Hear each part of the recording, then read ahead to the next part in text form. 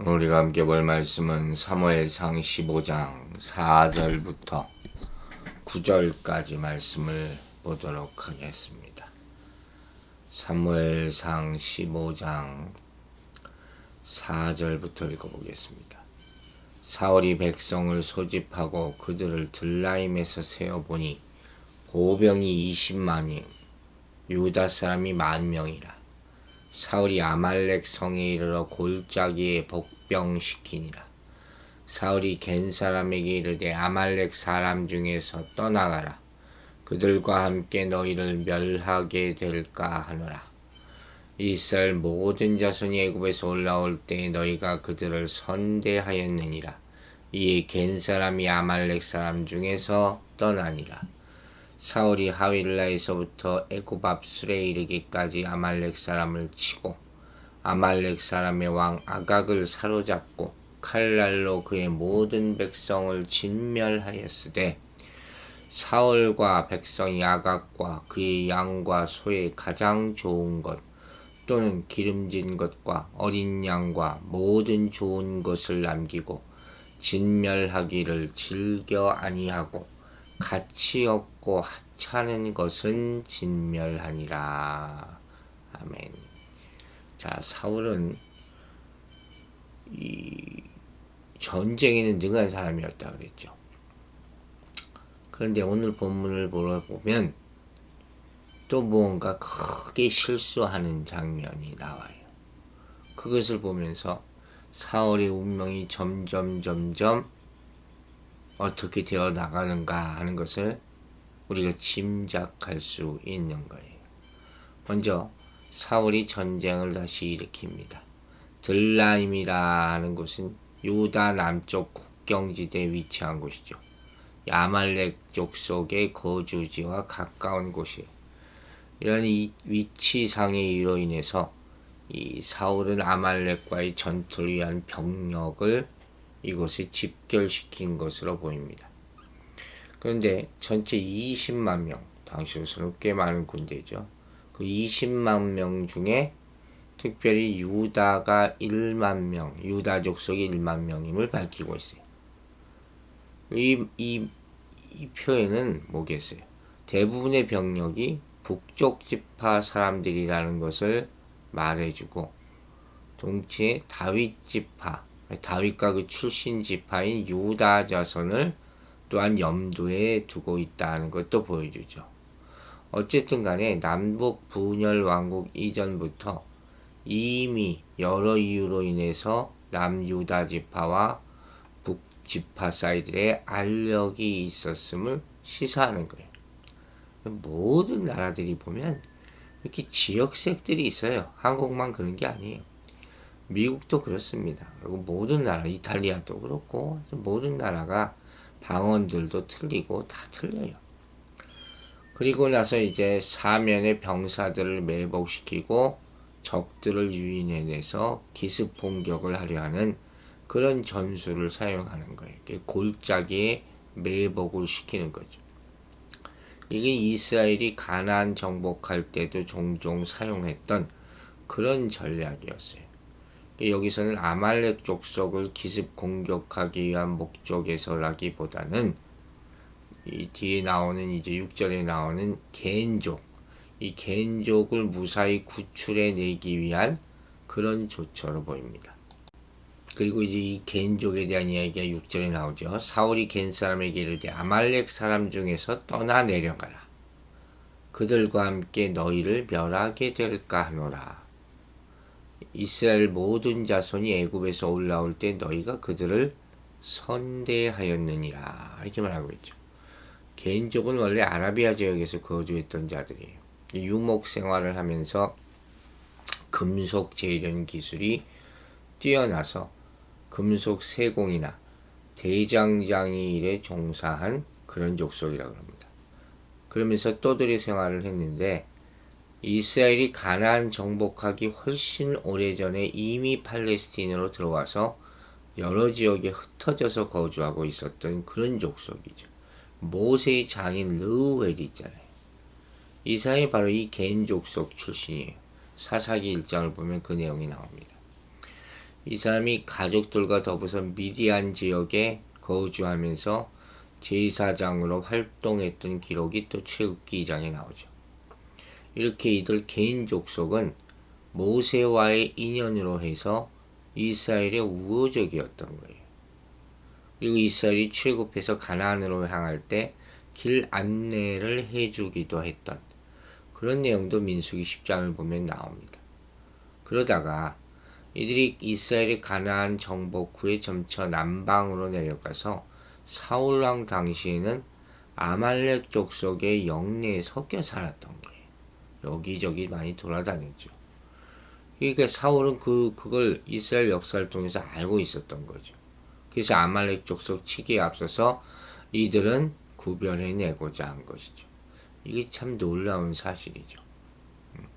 우리가 여리고성을 칠 때도 하나님의 사람을 라합을 구해내는 그런 장면이 있지 않습니까? 그게 지금 떠오르는데 하나님은 어떤 혼란과 전쟁 사이에서 당신의 백성을 구원하고 지키신다 하는 모습을 볼 수가 있죠.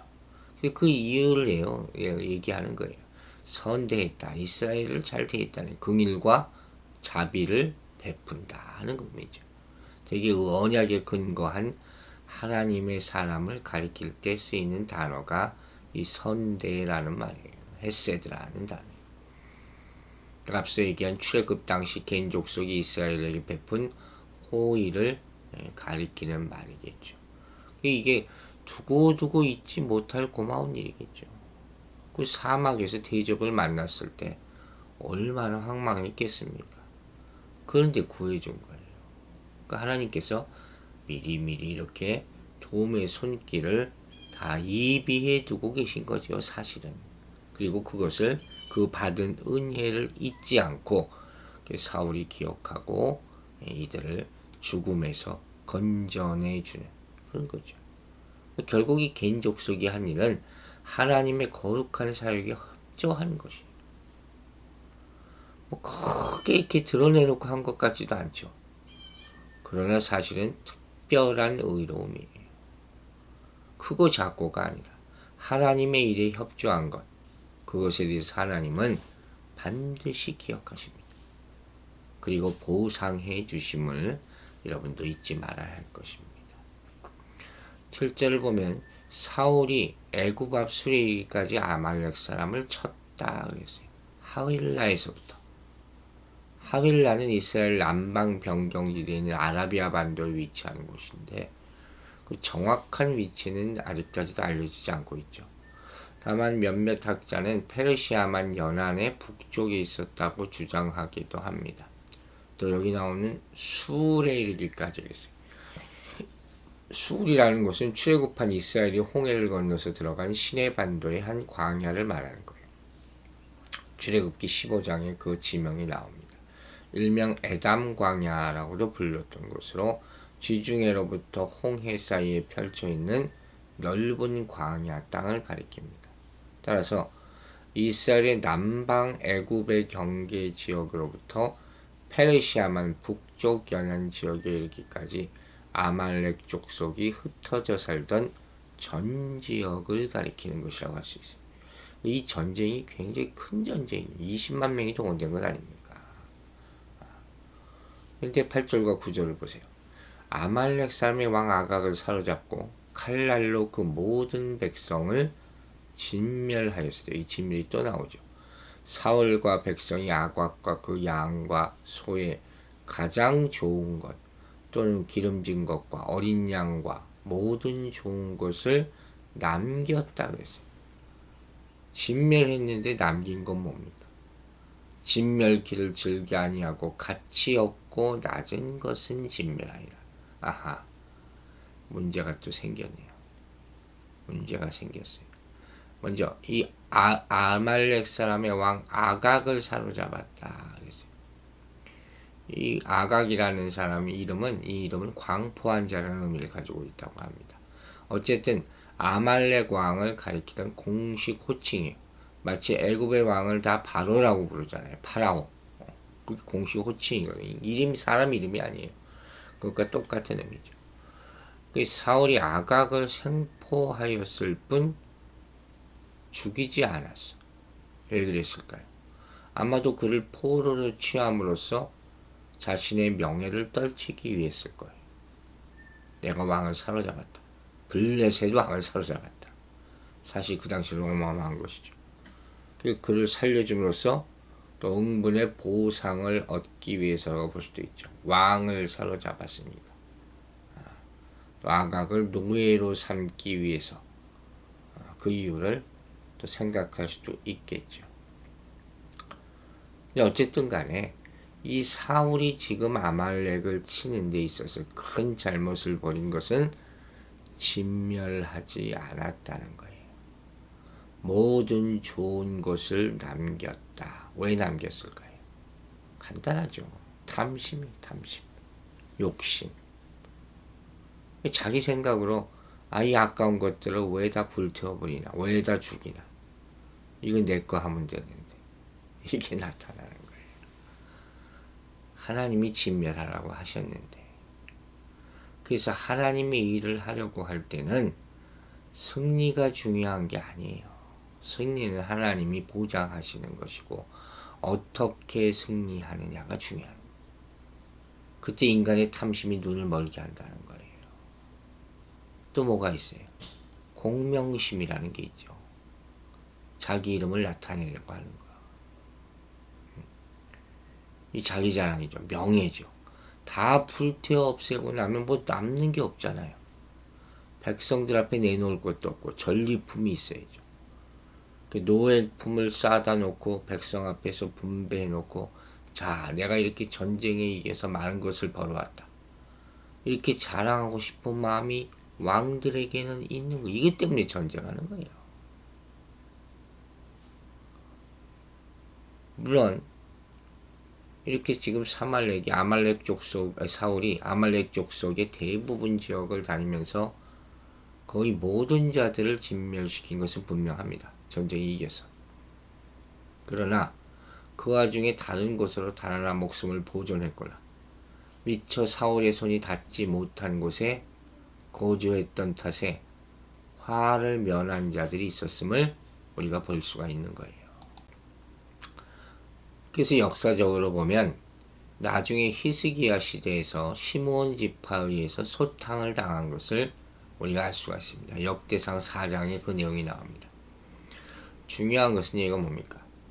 사울이 탐욕에 사로잡혀서 모든 것을 진멸하라는 하나님의 명령을 어기고 범죄하였다. 이거야말로 백성들을 하나님 말씀대로 지도해야 할 사울이 먼저 하나님의 말씀을 가볍게 여긴 것이에요. 어떤 이유로도 이건 책임을 모면할 수 없는 잘못인 거예요. 자기가 본을 보여야죠. 하나님의 명령을 그대로 순종하는. 그리고 그 이유 단서를 달고 왕으로 기름 부음 받지 않았습니까? 자, 사울의 삶을 가만히 보면요. 이 우리에게 주는 교훈이 뭔지 아세요? 사울은 얼핏 보면 하나님의 말씀에 순종하는 듯해요. 아예 무시하거나 거역하는 것이 아니라니까요. 따라 다 하는 듯 한다니까. 그래서 얼핏 보면 사울은 그 하나님의 말씀에 순종한 사람이라고 평가받고 칭찬받을 수가 있어요. 근데 자세히 들여다보면 이 사람은 눈 가리고 아웅한 사람이에요. 가짜 승리예요. 하나님은 사람의 중심과 동기까지 보신다 그래서 속지 않으세요. 여러분 부분적 순종은 순종이 아니라 그랬죠. 순종에 대해서 여러 차례 얘기하지 않았습니까? 순종은 100% 하는 게 순종이에요. 99%도 순종이 아니라 그랬어요. 그 1% 갖고 화를 만드는 거예요. 그리고 그가 진멸해야 할 것을 남기고 챙기는 것을 하나님은 다 보셨어요. 이게 문제죠. 하나님이 아신다니까요. 아무리 감춰도. 이게 초대교회 때 자기 재산을 팔아들이는 일에 동참하는 척 했던 아나니와 삽비라의 사악함 것과 똑같은 거예요. 일을 해서 벌었으면, 싸움을 해서 이겼으면 그게 하나님으로 말미암은 것을 알아야죠. 하나님께 드릴 것 드려야죠. 그걸 감추는 것만큼 나쁜 건 없는 거예요. 차라리 자신이 하지 못하겠으면 이렇게까지 못하겠습니다. 그리고 용서와 공의를 구했으면 괜찮았을지도 몰라요. 차라리 그게 솔직한 거죠. 근데 하지도 않으면서 그런 척하고 하나님을 속인 것이죠. 이게 거짓이라는 거예요. 일하지 않은 것을 일했다고 하고 얻은 것을 감추고 이게 거짓인 거죠. 다 진멸하라. 하나님이 명령하신 거잖아요. 그럼 더 이상 생각할 필요가 없는 거예요. 이게 문제죠. 그리고 나서도 자꾸 인간적인 이성, 또 여기 또 도덕성이 왜 나와요? 갑자기. 이걸 어떻게 다 죽여요? 언제는 그렇게 나쁜 짓을 하고 돌아다니지. 참 인간이라는 게 참 이상해요. 아깝겠죠. 이게 탐심이라고 그랬잖아요.